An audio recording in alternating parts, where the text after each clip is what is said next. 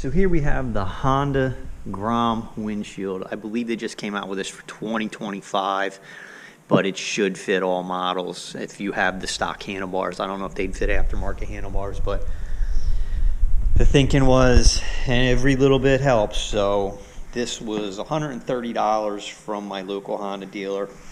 Looks pretty simple to put on.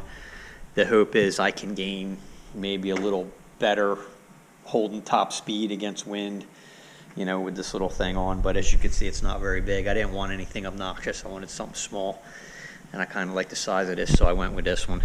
Okay, so at first these directions didn't make sense because it shows to put this piece on like this, which looks like it could fall off of the shield.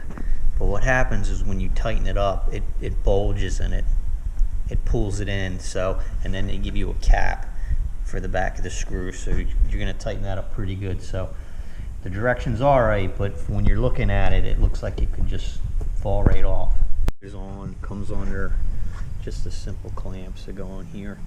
What's nice is you can raise this up and down. You have, I'd say, about 1.5 inches of adjustment up and down, but it looks pretty good. I like the way it looks. It's canted back a tiny little bit.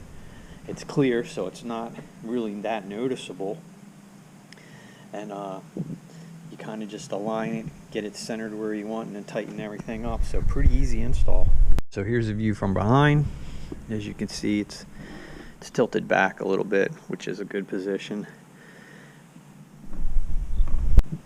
Looks good though. Adds to the bike, makes it look a little taller.